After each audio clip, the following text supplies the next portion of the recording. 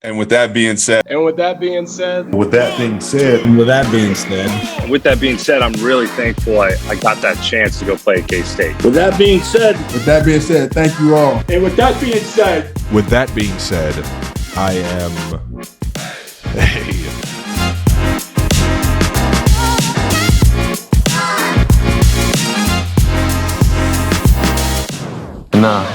With that being said.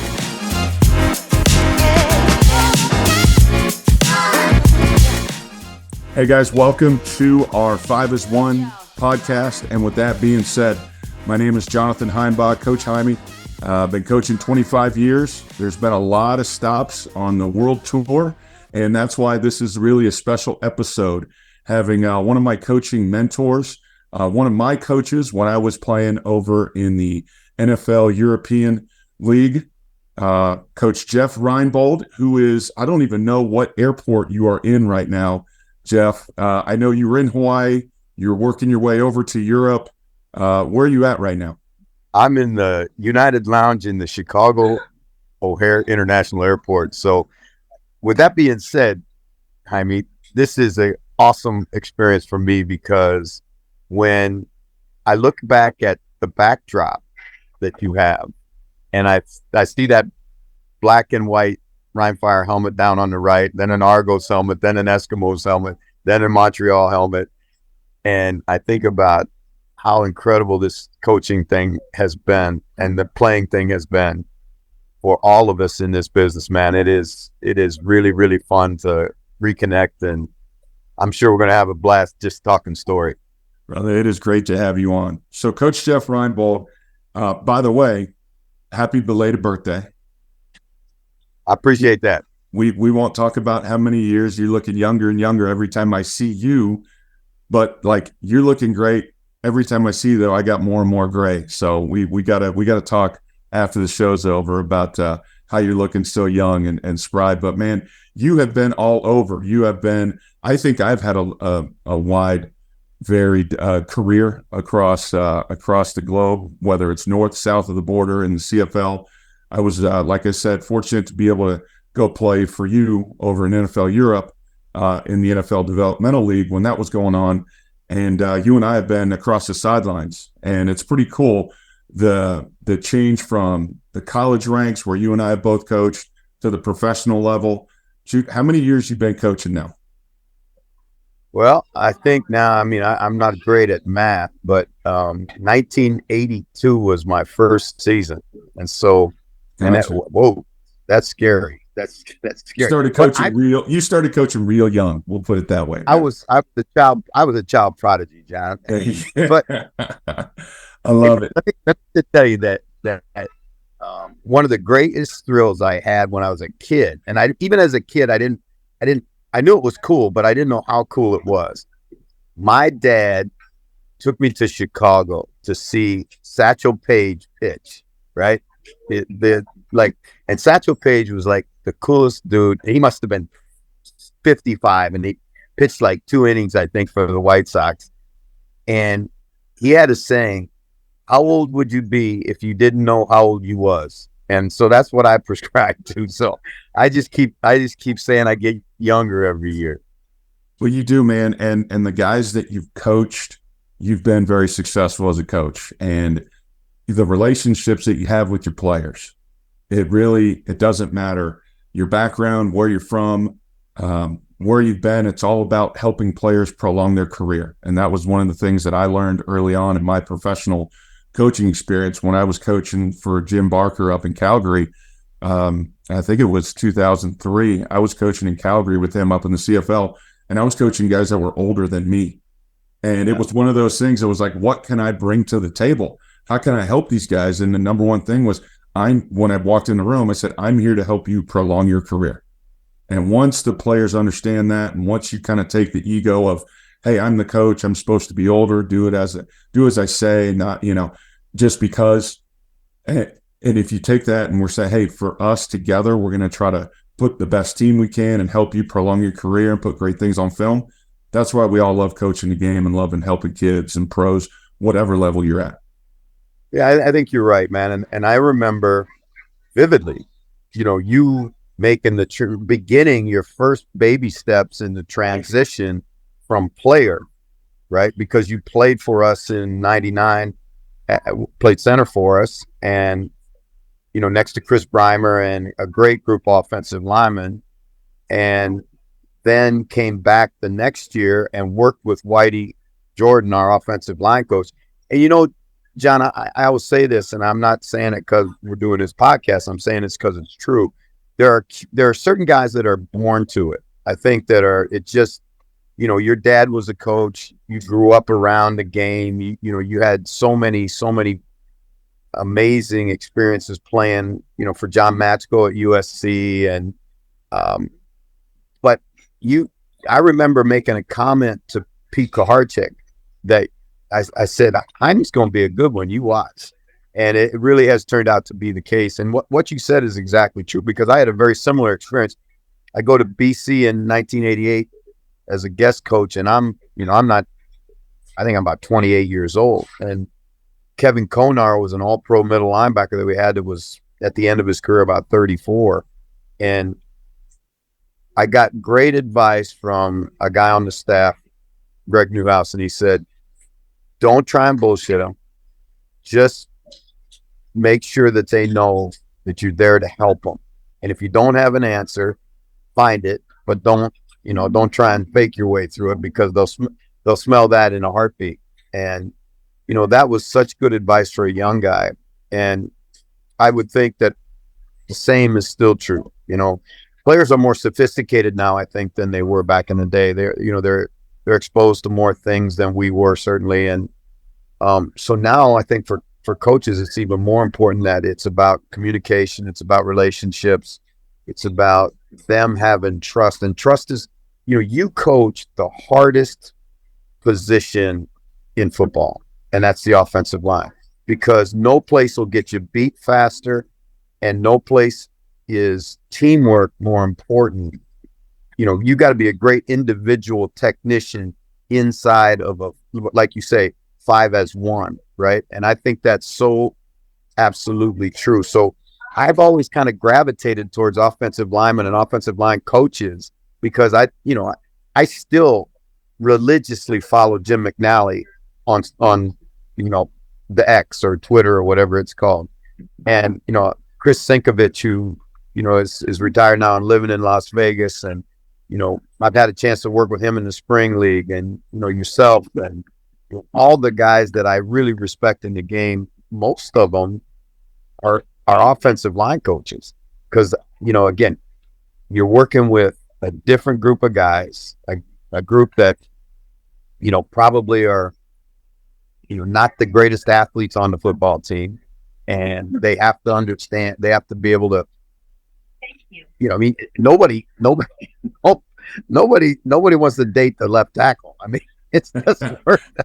They might want to date the left tackle. I don't know about the guards and the centers, but hey, you know what? And that's why I wanted to bring this thing back, because I was a young offensive lineman trying to, I had just been to the Cardinals, was released by the Arizona Cardinals my rookie year. And I actually had to play left tackle in one of the preseason games. We played the Lions, and they had a couple injuries, and they're looking around like, we got to get out of this game. And I'm the third center trying to get film.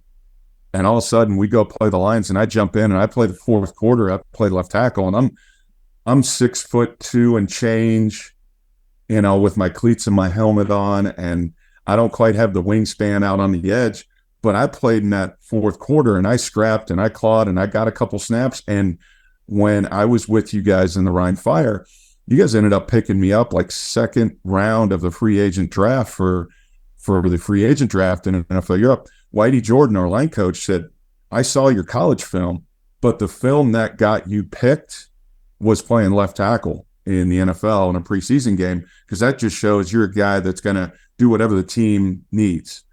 And I had just started to learn how to long snap, and I never did it in college. I was the emergency guy if one of the buses, had a flat tire, whatever, one of those get into the game. But I was so concerned with playing offensive line, and I didn't get it until I got cut and wanted to do whatever I could to make a roster, that you empowered me to be the snapper on our team in in the Rhein Fire in Dusseldorf, that I was the center and I saved a roster spot because I could be your snapper. Now, I know I wasn't much of a threat on coverage downfield, brother, but there wasn't anybody getting through those A gaps. And I had my head on a swivel when I was covering on punt team. But what I was able to do and then transition that, I played center for the whole time. I snapped for you the whole time. You coached the special teams unit like it was the offensive line, and it was about everybody doing it for each other. And that's what I think is so unique about the game of football. It's so great about how I was able to learn from coaches like you about it's not just what you can do, it's what this unit can do, and to find the best 5-as-1 on the offensive line, or the best punt unit, or the best kickoff coverage unit, or whatever, to do it for the whole group. And that mentality I learned from you as one of my coaches, and I always loved what you gave to me as a player, that you gave me the confidence that I could be a professional long snapper. Went and did that. Went to the Kansas City Chiefs, was released by the Chiefs, then ended up coming back to Europe, kind of helping out, being a insurance, just in case. I know you guys lost a couple guys injury-wise, came back to NFL Europe, and then I did it in the original XFL, and I was a center and long snapper. So thank you for what you empowered me, and then I was able to pass along to the kids that I've been able to coach. And then not only that, but to my children. Both my boys are long snappers. Walker, who's a true freshman snapper in the SEC for Kentucky, and then my youngest boy, Tyler, who's a sophomore right now. They're deep in the playoffs, so I'm able to help and be dad and coach with him, with his team. So it's been awesome. So long story, but Jeff, you coach the special teams just like I try to do as an offensive line coach. It's not just about the great returner or the great cover guy. It's about the unit being productive. And this year in Hamilton, you had a ton of success with your group in the CFL. Give me a little lowdown about kind of how your group was this year in the CFL in Hamilton. Well, I was really proud of them. I've found out over the years that the better players I have, the better coach I am. But we had a group of kids this year, I mean, you would have loved being a part of. They were completely unselfish guys. And I mean, completely unselfish. And that's really a rare and a rarer every year trait in professional football. But these guys really bought into the whole ethos that, we're a special forces unit. We are not, it's a collection of individuals, but we have a task that we have to perform together. And, they led the CFL with 17 explosive returns, which are a kickoff return of over 40 yards and a punt return of over 30. We had 17 in 18 games, and gave up the fewest in the league, only gave up 7 in 18 games. So I was really proud of the things that they were able to do.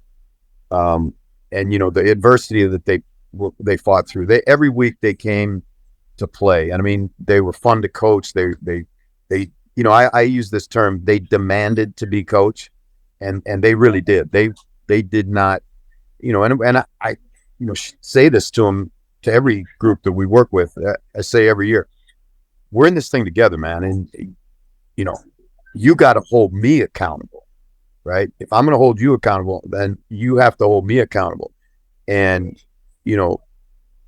our meetings are really interesting because they're I think really good special teams coaches everywhere I've been have always been part lion tamer, part snake charmer, part magician, part, thespian. It's all, because, you think about it, and coaching the offensive line, I know you can relate to this. You're asking guys to do something that is completely against the norm. I mean, I've coached this thing for a long time, and I've watched, thousands of players come and go, and I've never had one who handed me his football card at the end of the season and said right guard on the punt team, or L5 on kickoff. It's always I'm a guard, or I'm a linebacker, or I'm a safety, or whatever. And you can go to any place you want, drive through any town in America, no matter where it is, Texas to California to New York, and you're never going to see kids out in the park breaking the wedge. they're out there throwing and catching the ball. So you're asking guys to do something that really is, kind of, especially when they come to pro football and they bend the guy all the way up the chain.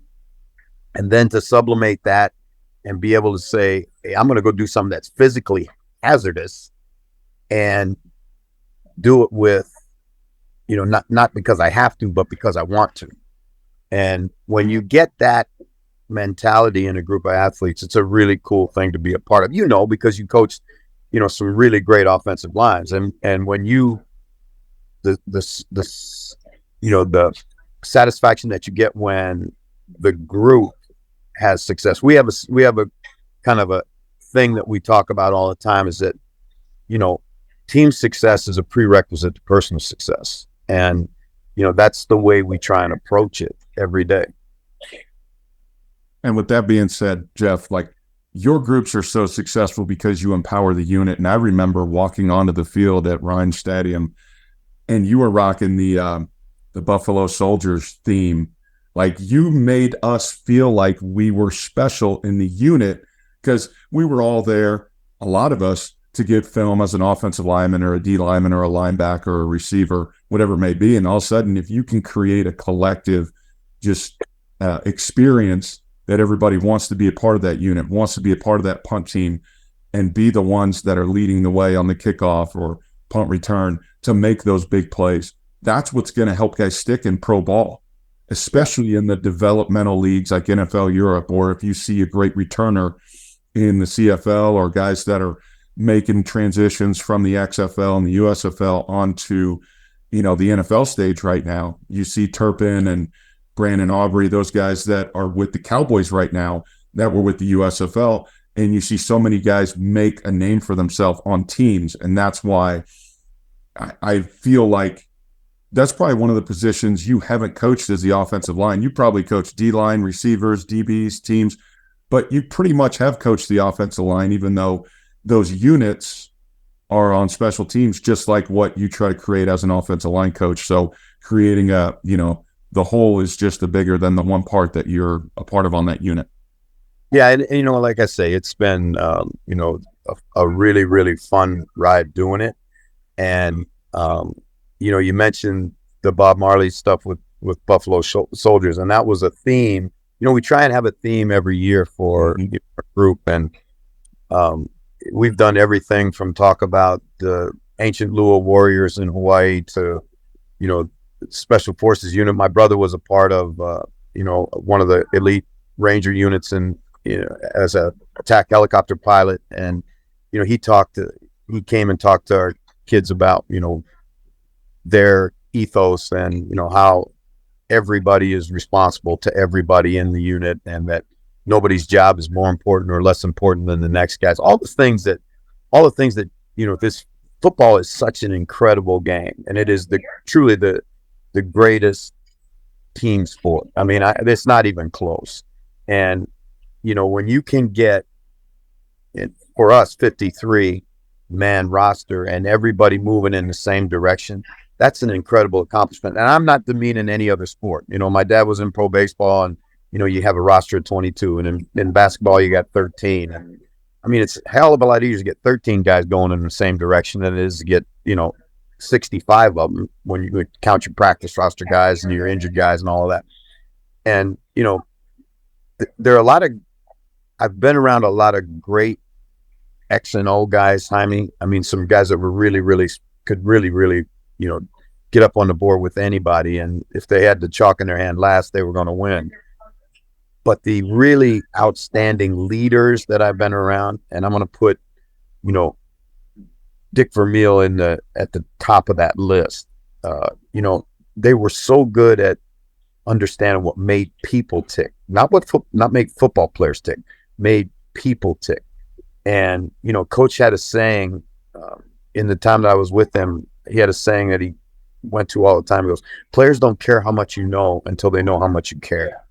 And that's really, really true, because by the time a player gets to us, he's not only had success, but he's also experienced failure. He's probably been cut once or twice, and they get suspicious after they've been cut, and they don't trust And that experience of building trust, which doesn't happen in a day, it only can happen when you go through tough ass times together.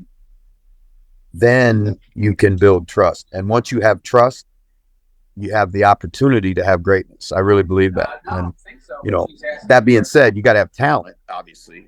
But if you have trust and talent, you got a chance to have specialness. 100%. And I just want to take this opportunity. One of my mentors that was my offensive line coach, Dave Levy, who was a great coach at USC, was with the Don Coryell with the Chargers, spent time with Wayne Fonts as the offense coordinator with the Lions, coached me after years and years of being at USC, and then he went and being at the pros and came back, and Jim Barker talked him into being our offensive line coach with the XFL in 2001, and Dave just passed most recently, and Tom Luganbill on his USC UCLA broadcast this past week did a great memorial to him. And I loved playing for Lev because it was not about the X's and O's. And I told people this story.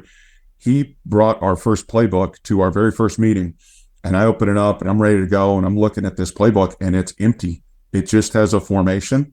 It has no defense. It has no calls. And I said, Coach, where's all the offense? Where's all the plays? He's like, no, we're going to put this together. We're going to write this in and we're going to make it our line calls. And I was like, this is the best thing ever. Now, it's probably because he didn't really want to draw it all in and all that stuff, but he made it us, and we made it a part of who we were, and we had a championship season and guys like that, like you talk about Coach Vermeil, and you talk about guys like Dave Levy, who make you feel like you're a part of something bigger than what you are, that you have a vested interest in it.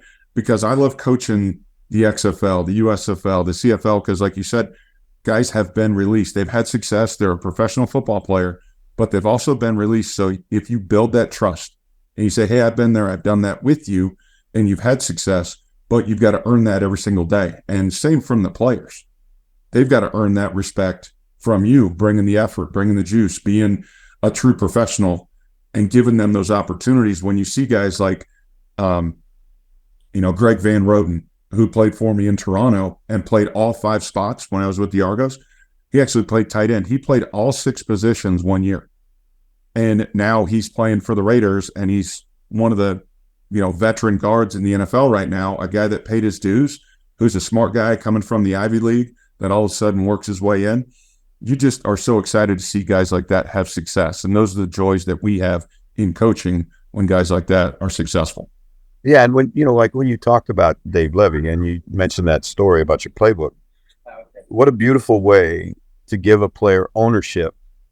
And once the player has ownership and he's vested, he's invested in the process, then again, you're going to get more out of that athlete, far more than if it's just, okay, this is what you do, right? And I think that one of the other things that I've noticed, there's a lot of the really, really good coaches that I've been around were not great players, right? They were guys that had to work, study, learn, and so they have a deep appreciation for the game. And that's not to say that you can't be you look at Antonio Pierce, great player, and now the interim coach with the Raiders and doing a great job.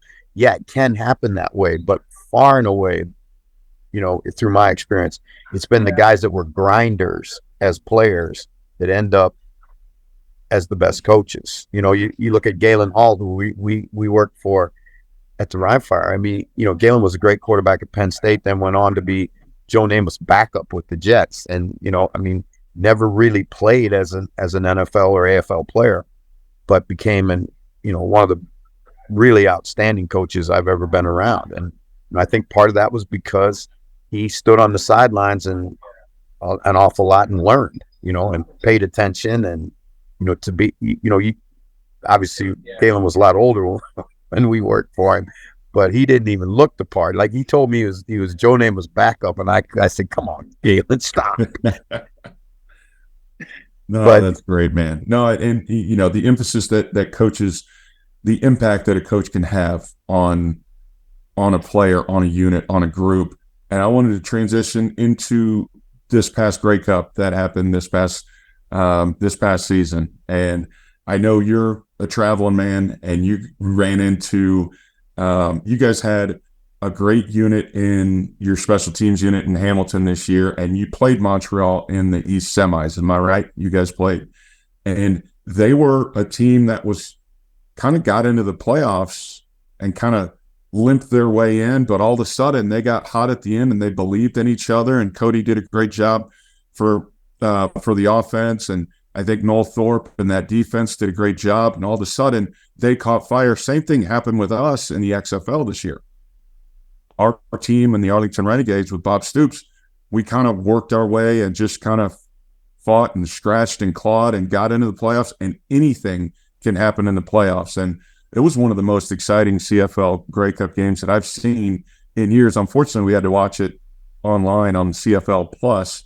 That was a little bit interesting to see with where the CFL is. But the CFL game is healthy right now. It seemed like it was a great Grey Cup game, the 110th Grey Cup, where Montreal ended up being Winnipeg. Give me your thoughts if you saw a little bit of it in between your airport stops. Well, you're exactly correct. Montreal won, I think it was 8 straight at the end of the season. And one of the things we all subscribe to, at least I think we all subscribe to it, is that when you talk about single elimination football, you want to be healthy and hot at the end, right? I mean, the CFL season is 18 games long. It's longer than the NFL season. And you got to break it down in basically chunks in third.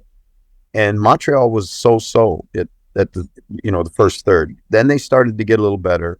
And then they made some player moves towards the back end of the season that really worked out for them. They brought in Sankey, who had won an won an championship, and they brought back a pass rusher named Lemon that is going to be a CFL Hall of Famer. Mm-hmm. They knew they really did a good job because they knew he didn't have 18 games in him, but he was a guy that could come in and give you 10 really good ones. And so they got hot, they got confident. Cody started making plays. And a team that believes, man, and I know this sounds corny and all that stuff, but a team that believes is a dangerous football team, because we played them in the Eastern Semi, and it was a knockdown, drag out. Every yard was contested kind of football game. And when they beat us, you could see in their swagger as they left the field. I said, watch out, because Toronto had clinched really early. They were 16-2, I think, on the year. But I think they got a little bit, they started listening, like what Coach Tressman used to call the success flu.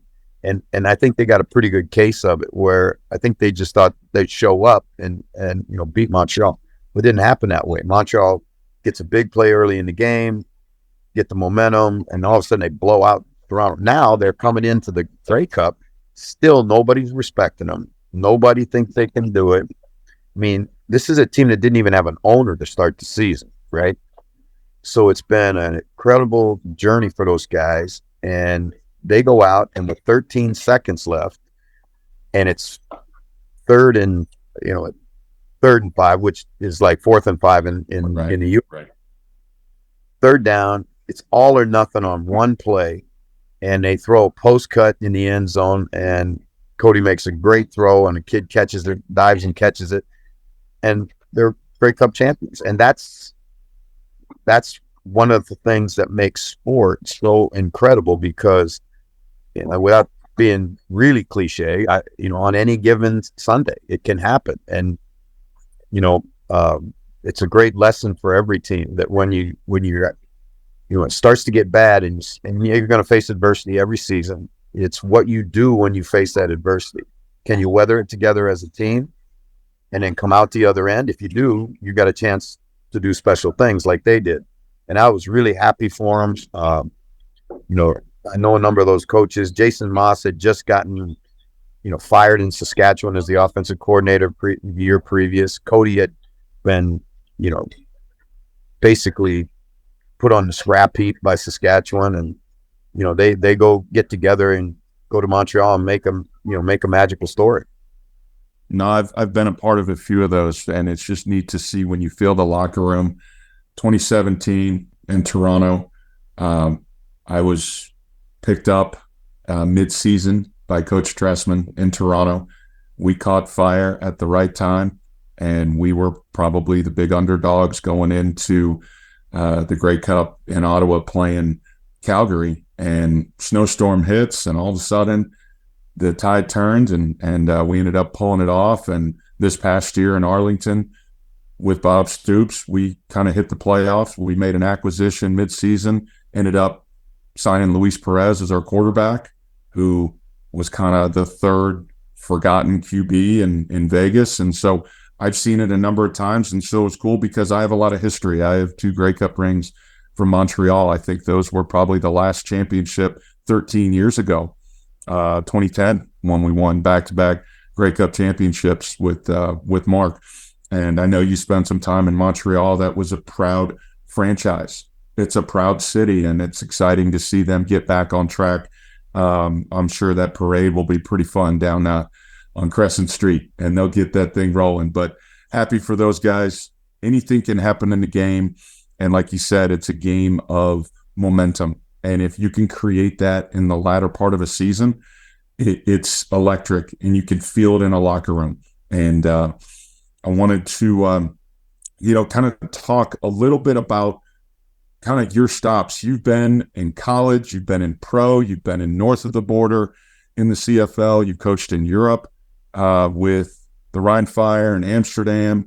I mean, you've been at most of the CFL franchises. Some of them you've been a couple different times, my brother. And you've kind of been at a lot of mid-major, like myself, mid-major colleges. You were at New Mexico, La Tech, you were at SMU, you were at Hawaii, both coaching and on the personnel side most recently. And, I was disappointed once you were not at Hawaii any longer. That kind of eliminated the opportunity for my son to go play, because I wanted him to play for you maybe one of these days down the road. But so the way the transfer portal is, man, who knows?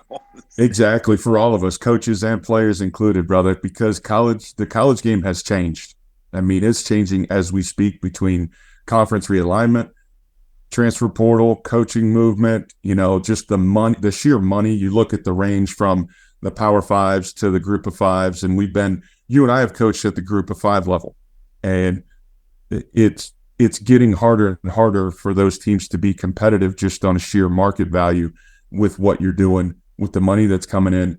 But I wanted to talk about kind of one of the most special teams that you've ever had, any level, whether it's small school, college, whether it's Ivy League, whether it's CFL, whether it's mid-major, but just any team that you've been a part of that was just special for you. I know it's probably hard to choose, but anything that jumps out to you. There's so many of them, but each was unique in its own way. I mean, we had a 10-0 Ivy League championship team that at the University of Pennsylvania that went down and beat Navy. We had an undefeated team at Hawaii that went 12-0 and beat Washington. But you're talking about the mid majors, and it's so. When I was at Hawaii with June, and during that time, we beat Michigan State, we beat Washington, we beat Oregon State, we beat Purdue. We played Alabama and Tuscaloosa. We're throwing one in the end zone, trying to win it with last play of the game. I mean, we beat some good football teams and won a lot of games in those 3 seasons. I'm not sure you can do that anymore at those kinds of schools, because I don't know. I think the gap has gotten so much bigger between the haves and have-nots. And now with the the NIL thing and the transfer portal, I think it's going to continue to grow. My concern is, Jaime, that at some point we're going to have this fraction where the top 30 so teams just go and they do it on their own, because the economics of the game. I mean, your son plays in the SEC. You see it every time you go see Walker play.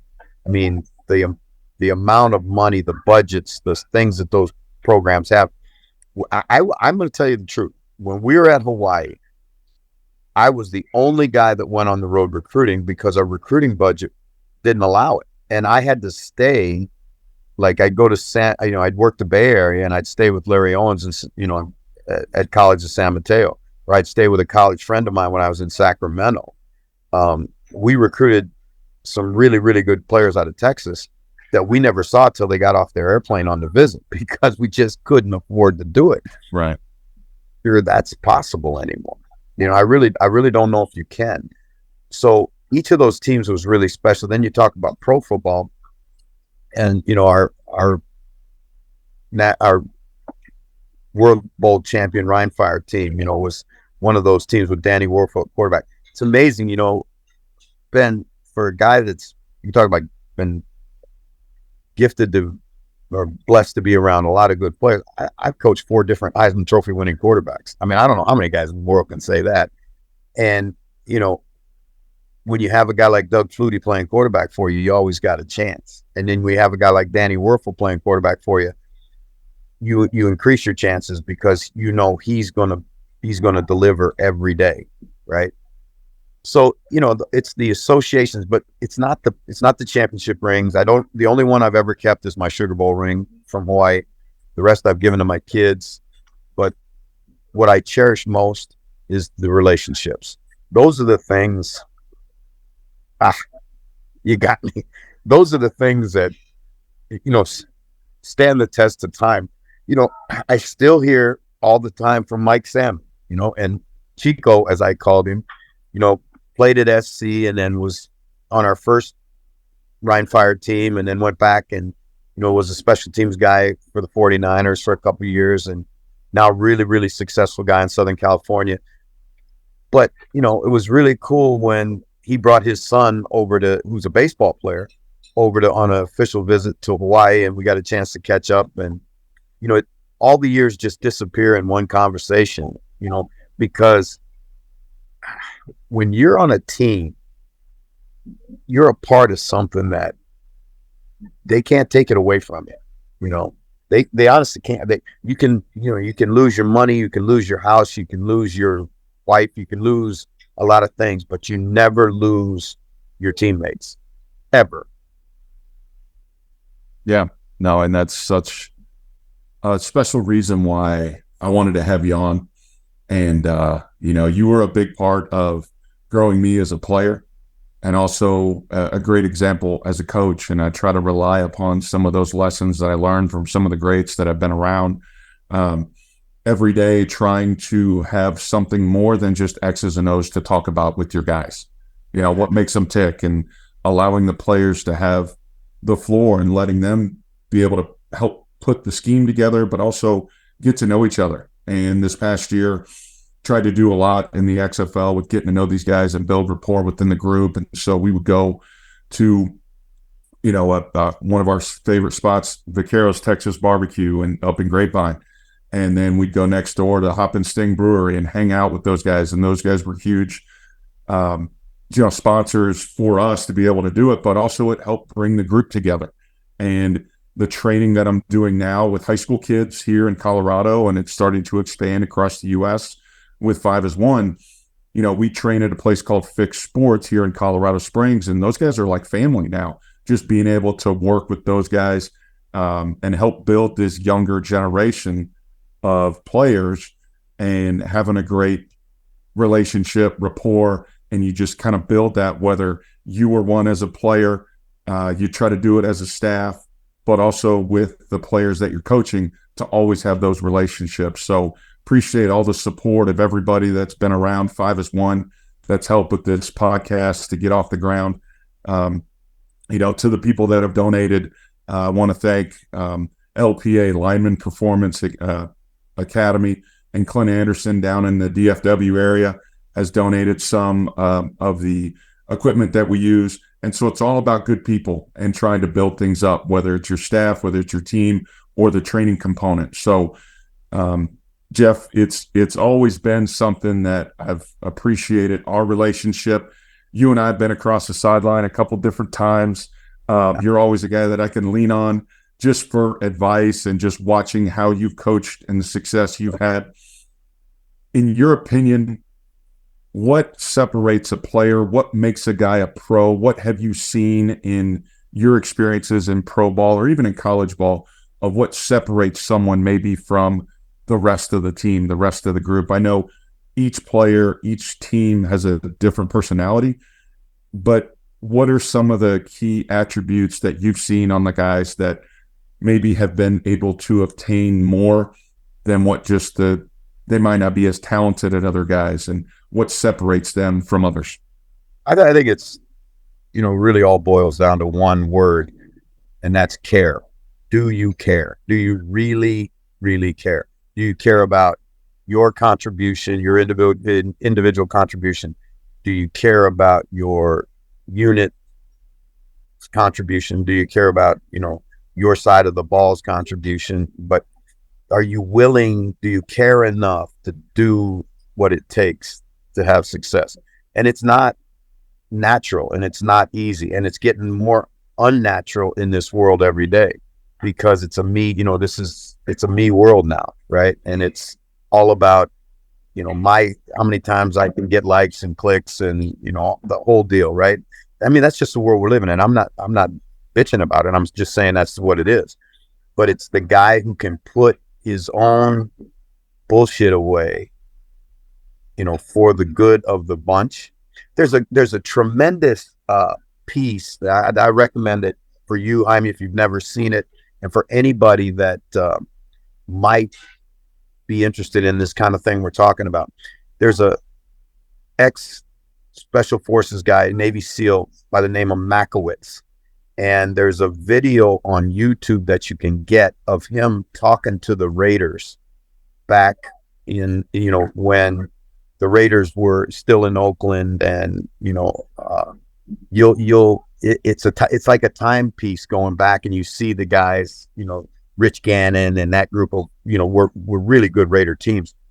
And Makowitz is talking to the Raiders at training camp at a barbecue they had. And he's talking about that very same thing, is can you put your own bullshit aside for the good of the group? Are you the guy that wants to be called on to make the sacrifice? Or are you the guy that's going to slink away from it when it really gets hard? And I think that's one of the things that we can do to help players in that transition to a thing that's not normal for them, is by coaching them hard and putting them in difficult positions. And then when they succeed, reward that success and build that self-esteem. Because we're all Coach Vermeil said it this way, and I think it was fantastic. He goes, everybody has an abnormally high tolerance for praise. And so, it's really true. And you get so much more out of an athlete, I think, by showing them that what they can do and not telling them what they can't do. Right. And, I just think that's what the best coaches do. I mean, Coach Vermeil was the best I've ever seen at human interactions, by far the best I've ever seen. And he was relentless, and he was tough, and he was demanding, but he was loving, and he was, genuine, and all those other things, so that as a player, you could submit yourself to hard coaching and hard criticism, because you knew he was attacking a problem, not a person. And we say that we have a sign in our meeting room: we're going to aggressively attack problems. And we define a problem as anything that keeps us from playing at the highest level, but we'll never attack a person. And I think that's great. I remember vividly when I coached at Wake Forest for Jim Grobe, and, he was, one of the greatest coaches to do it at a school that was hard to compete in the ACC at that time when you're playing Clemson and Florida State, North Carolina, Miami. I mean, come on, they got freaks across the field, and you're at Wake. But he was hard on guys, and he would kick you in the butt, but he'd also hug you around the neck.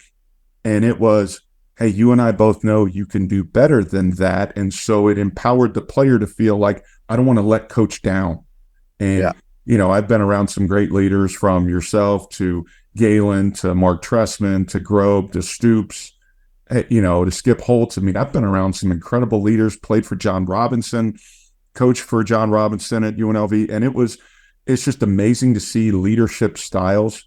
And if you empower your players and if you can push them to feel like, I don't want to let coach down. He believed in me, and I never wanted to let down John Robinson, who took a shot at me as a player, gave me my first job, gave me my first graduate assistant position, gave me my first full-time Division I coaching job, that I was like, I never want to let him down. So I'm gonna do everything I can to make myself the best player I can be, but also when I'm coaching, to be the best coach that I can be, to get my players to perform at the highest level. So it's all about that accountability. And if you have that care for each other, like you talked about, it's really special when you're in those locker rooms, and it's something that you always strive for. And I think that's why you and I both coach. You're never going to find that in any other industry whatsoever, man, other than the game of football. You're exactly right. Jaime, I watched really close, and I always follow you on all the social media platforms you're on, and I would look at the pictures that you would take in the locker room after you would win a game, right?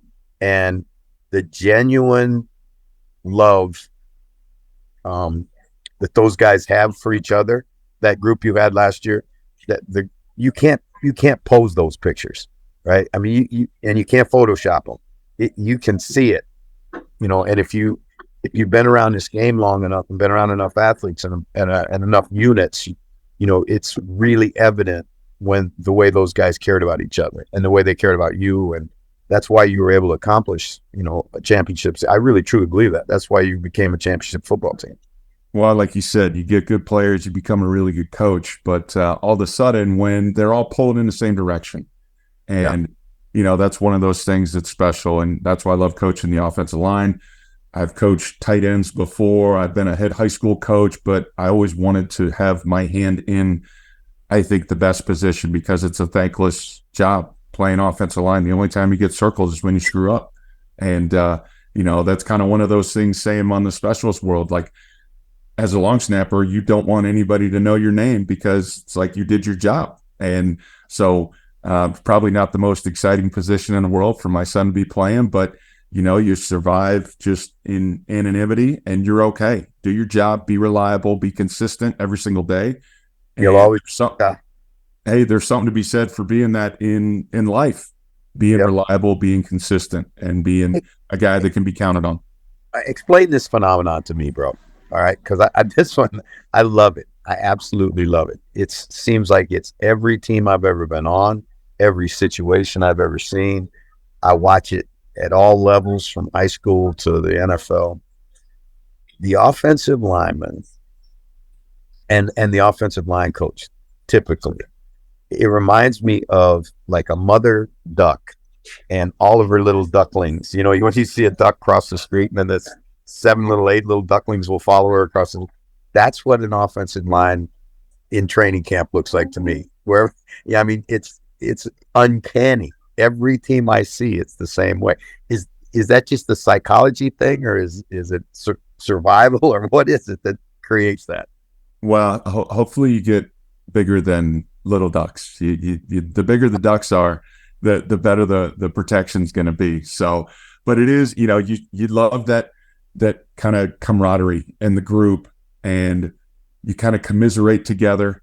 Sometimes you get a guy that's, going to bitch and complain, and he's going to say this and that in practice, but he loves it because he keeps coming back for it.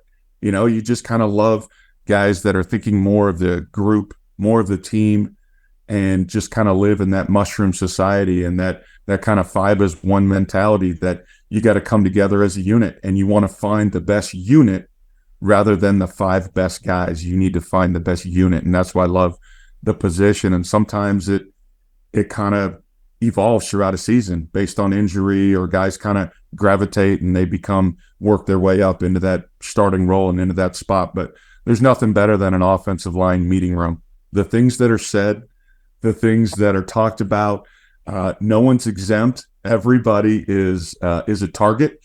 Whatever you do on film is going to be critiqued. You are going to be called out. And if you don't have thick skin, brother, you are not going to make it in an O-line meeting room or be in an O-line room. And I'm sure you probably do it the same way within your teams. Like, hey, if we can't laugh at each other, if you can't call each other out, then it's not for the faint of heart around here. Yeah, well, all I remember is that room always smelled a little bit. No doubt. You got to put your flair on it. Hey, I want to thank one of our last sponsors, Ray Crowther and Tip of the Spear, for your support of 5-as-1 training. We use your blast hand shields, allows coaches and players to take their most dominant techniques into the game, into their own hands during practice and training sessions. So, Jeff, it's awesome to have you on. I know you're in a long layover. Hopefully you can get overseas. How long are you going to be over there before you work your way back to the U.S.? I'm going to be there through the games at Christmas and Boxing Day, and then my wife and I are going to go kick around Europe for a little bit and then come back. Hey, I got to tell you, the guys at Crowther, this is a story that I think they'll appreciate.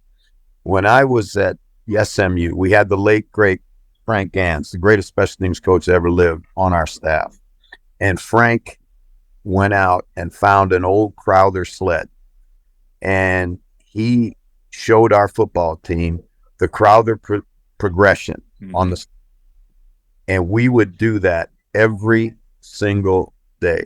And that Crowther sled may be the greatest single piece of football equipment ever made.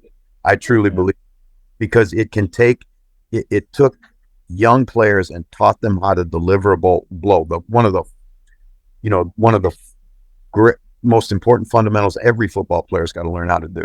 You know, Jaime, I did this, and this, I'm going to leave it at this. You know, I did this. I've watched so many thousands of hours of film, like thousands of hours of film. And I've really boiled it down to, there's really right at about a dozen things that an athlete, if he wants to be a high-level football player, no matter the position, has to be able to do, right?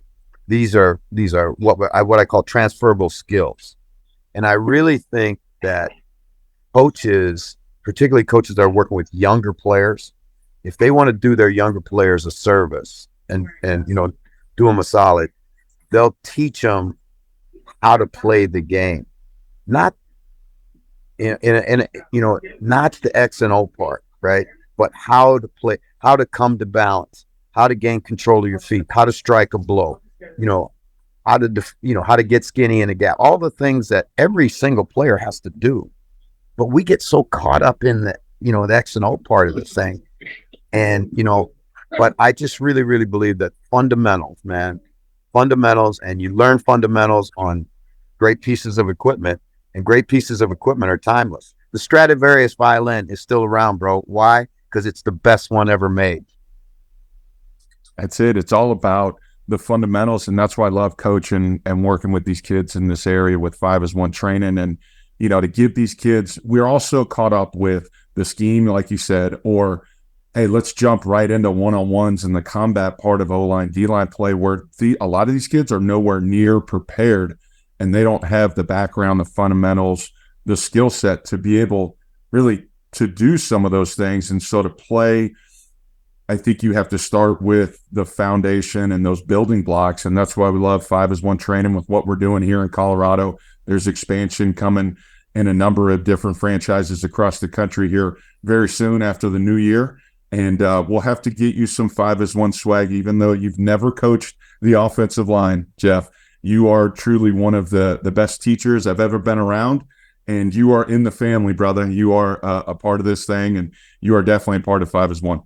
Well, I'm going to tell you, and again, John, you know, this is from my heart, that, you know, if a young kid or a parent wants their kid to be able to play the game well and play it safely and play it for a long time, they need to come see what you do and the things you teach, because the things that you teach, and I've watched your videos, the things that you're teaching to high school kids are the same techniques that are valid in the NFL. And the sooner a player learns to creates that unconscious competence where he doesn't have to think about a technique, he just goes out and performs it, the better he's going to play, and the higher level he's going to play, and the longer he's going to play, and the safer he's going to play. Much appreciated, brother. It's awesome to have you on, and we might have to do this a couple more times. Maybe we'll hit you when you finally get across the pond, when you have some time. I know there's a lot going on with what you have, doing stuff with Sky Sports over in Europe right now, and doing an analyst for the rest of the NFL season. Enjoy your time over there. And Jeff, it's great to have you on.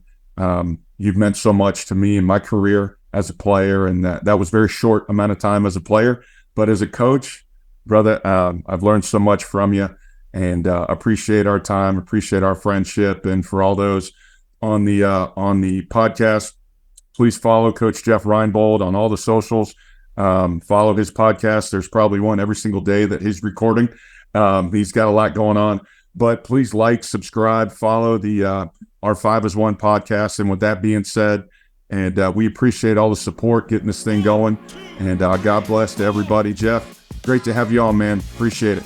I appreciate you, John. And when wander over to the Big Island, man, I got an extra surfboard. You're always welcome. We'll catch you wave. It's been a minute. I think I was over there last time. You took me out to a spot. Gosh, we were on Oahu, and little did I know, I think after we were doing that camp together, I found out that it was the most shark-infested area in the islands. I found out later, but it was worth it, brother.